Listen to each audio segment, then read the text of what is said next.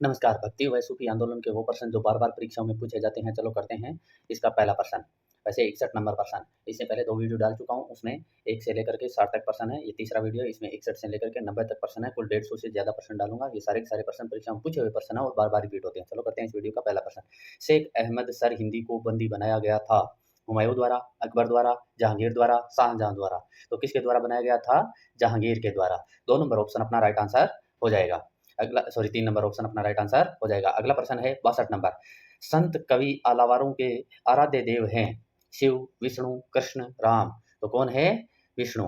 2 number option अपना right answer हो जाएगा। अगला प्रश्न है 63 नंबर। पुष्टि मार्ग के संस्थापक थे चैतन्य, रामानंद, मीरा, वल्लभाचार्य। तो कौन थे? वल्लभाचार्य। 4 नंबर ऑप्शन अपना राइट आंसर हो जाएगा। अगला प्रश्न है 64 नंबर। निम्नलिखित में से कौन सा युग्म सुमेलित नहीं है? मोइनुद्दीन चिश्ती, चिश्ती, शेख जमालुद्दीन साबिरी, बहाउद्दीन जकारिया सुहरावर्दी, नियामत कादरी। तो इसमें सुमेलित कौन सा नहीं है? शेख जमालुद्दीन साबिरी। ये सुमेलित नहीं है, बाकी तीनों सुमेलित हैं। अगला प्रश्न है 65 नंबर। निम्नलिखित में से कौन सा युग्म सुमेलित नहीं है? इसमें भी सुमेलित नहीं पूछा गया है। दादू निर्गुण भक्ति, नानक निर्गुण भक्ति, सूरदास सगुण भक्ति, पीपा सगुण भक्ति। तो इसमें सुमेलित कौन सा नहीं है? पीपा सगुण भक्ति। ये सुमेलित नहीं है, बाकी सुमेलित हैं तीनों। अगला प्रश्न है 66 नंबर। निम्नलिखित में से कौन सा एक साहित्य सूफी साहित्य का अंग है? तबकात नासिरी, खैर उल मजालिस, रेहला, फुतवात उत सलातीन। कौन सा सूफी साहित्य का अंग है? खैर उल मजालिस। 2 नंबर ऑप्शन अपना राइट आंसर हो जाएगा। अगला प्रश्न है 67 नंबर, कथन और कारण वाला। निजामुद्दीन औलिया ने एक सूफी के जिसने कि अपनी गुलाम दासी को रिहा कर उसे अपने हिंदू माता पिता के पास लौटने की अनुमति दी, आचरण को अनुमोदित किया। कारण आर, यह अक्सर से मुस्लिम विधि के अनुरूप था। तो ये कथन और कारण दोनों सही है और सही स्पष्टीकरण भी है, इसलिए अपना राइट आंसर हो जाएगा 1 नंबर। अगला प्रश्न है 68 नंबर। निम्नलिखित में से कौन सा सूफी संत दिल्ली के 7 सुल्तानों की हुकूमत देखी लेकिन किसी के दरबार में नहीं गया? कुतुबुद्दीन बख्तियार काकी, बाबा फरीदुद्दीन चिश्ती, शेख निजामुद्दीन चिश्ती, नासिरुद्दीन चिराग ए दिल्ली। तो कौन था वो? शेख निजामुद्दीन। औलिया कह दो चाहे चिश्ती कह दो, एक ही बात है। अगला प्रश्न है 69 नंबर। विश्व के समस्त धर्मों का स्रोत एक ही है, ऐसा किसने कहा था? रामानंद ने, चैतन्य ने, वल्लभाचार्य ने, मोइनुद्दीन चिश्ती ने। तो किसने कहा था? मोइनुद्दीन चिश्ती ने। 4 नंबर ऑप्शन अपना राइट आंसर हो जाएगा। अगला प्रश्न है 70 नंबर। सही कालक्रम लगाइए। गुरु अमरदास, गुरु हरगोविंद, गुरु अंगद, गुरु हरराय। तो इनको कालक्रम के हिसाब से सही अपने को लगाना है। तो सबसे पहले आ जाएगा गुरु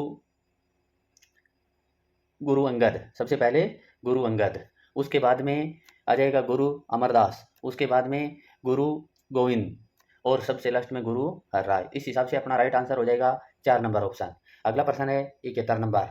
भक्ति आंदोलन का प्रारंभ किया गया था आलावार संतों द्वारा, सूफी संतों द्वारा, सूरदास द्वारा, तुलसीदास द्वारा। तो किसके द्वारा किया गया था? आलावार संतों द्वारा। ए ऑप्शन अपना राइट आंसर हो जाएगा। अगला प्रश्न है 72 नंबर।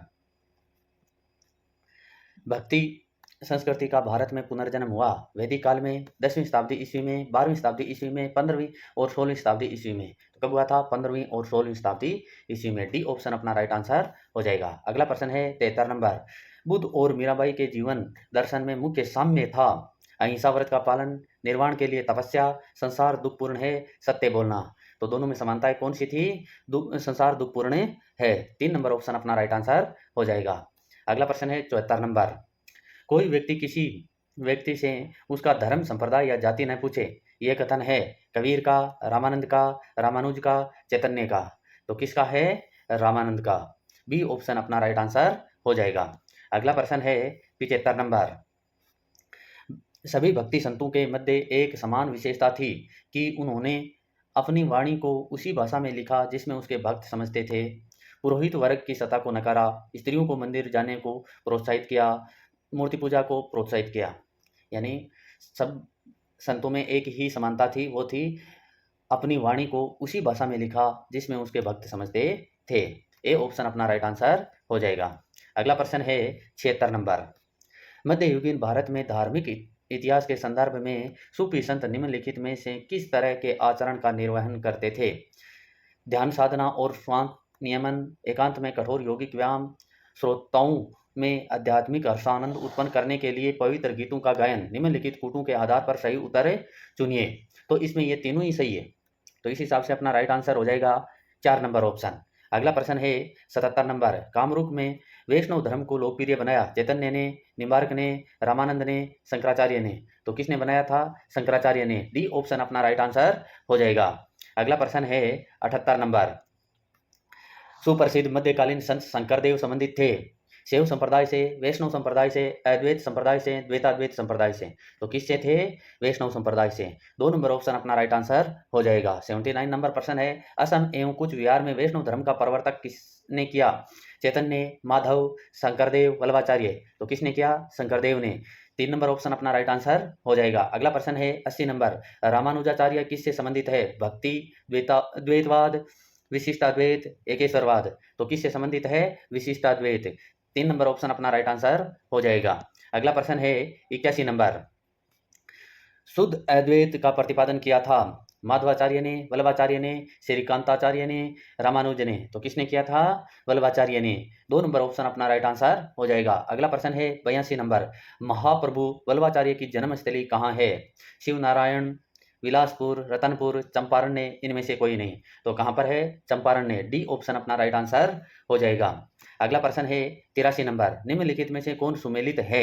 इसमें सुमेलित है ये पूछा गया है। अद्वैतवाद, रामानुजम, विशिष्टाद्वैतवाद, शंकराचार्य, द्वैतवाद, माधवाचार्य और द्वैताद्वैतवाद, वल्लभाचार्य। तो सुमेलित कौन सा है? द्वैतवाद, माधवाचार्य। 3 नंबर ऑप्शन अपना राइट आंसर हो जाएगा। अगला प्रश्न है, सूचियां दे रखी है, अपने को इसमें मिलान करना है। 84 नंबर प्रश्न। सूची 1 को सूची 2 में सुमेलित कीजिए और नीचे दिए गए कूट से सही उत्तर चुनिए। तो अपने को इसमें मिलान करना है। तो वल्लभाचार्य है ये पुष्टि मार्ग।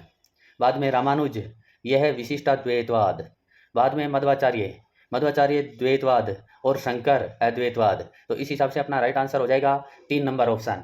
अगला प्रश्न है 85 नंबर। निम्नलिखित कथनों पर विचार कीजिए। बीजक संत दादू दयाल के उपदेशों का एक संकलन है। पुष्टि मार्ग के दर्शन को माधवाचार्य ने प्रतिपादन किया। उपयुक्त कथनों में से कौन सा से सही है? केवल 1, केवल 2, 1 और 2 दोनों, ना तो 1 ना 2। तो अपना राइट आंसर हो जाएगा ना तो 1 ना 2, दोनों ही गलत है। अगला प्रश्न है 86 नंबर। निम्नलिखित में से किस भक्ति संत ने अपने संदेशों के प्रचार के लिए सबसे पहले हिंदी का प्रयोग किया? दादू, कबीर, रामानंद, तुलसीदास। तो किसने किया था? रामानंद ने। सी ऑप्शन अपना राइट आंसर हो जाएगा। अगला प्रश्न है 87 नंबर। मध्यकालीन भारत में निम्नलिखित में से किस संत का जन्म प्रयाग में हुआ था? कुमदास का, रामानंद का, रैदास का, तुलसीदास का। तो किसका हुआ था? रामानंद का। कबीर किसके शिष्य थे? चैतन्य के, रामानंद के, रामानुज के, तुकाराम के। तो किसके शिष्य थे? रामानंद के। दोस्तों अगर वीडियो अच्छा लगे तो वीडियो को लाइक कीजिए, चैनल को सब्सक्राइब कीजिए, अधिक से अधिक दोस्तों के साथ वीडियो को शेयर कीजिए। ये सारे के सारे प्रश्न हैं वो परीक्षाओं में पूछे हुए प्रश्न हैं और बार बार रिपीट होते हैं, और 150 से ज़्यादा प्रश्न हैं वो भक्ति और सूफी आंदोलन के प्रश्न में डालूंगा। इससे पहले एंशिएंट हिस्ट्री का वीडियो में डाल चुका हूँ, सल्तनत काल के वीडियो में डाल चुका हूँ, और आगे भी टॉपिक वाइज वीडियो है वो डालता रहूँगा। हर टॉपिक के परीक्षाओं में आए हुए प्रश्न है वो डालूंगा। चैनल को सब्सक्राइब करके रखना ताकि वीडियो आपके पास सबसे पहले पहुंचे, और प्यारा सा कमेंट भी कीजिए। अगला प्रश्न है 89 नंबर। बीजक का रचयिता कौन है? सूरदास, कबीर, रविदास, पिपाजी। तो कौन है? कबीर। अगला प्रश्न है इस वीडियो का अंतिम प्रश्न 90 नंबर। कबीर एवं धर्मदास के मध्य संवादों के संकलन का शीर्षक है? शब्द, अमरमूल, साखी, रमेनी। तो कौन है? अमरमूल। बी ऑप्शन अपना राइट आंसर हो जाएगा। इसी के साथ वीडियो समाप्त होता है। धन्यवाद।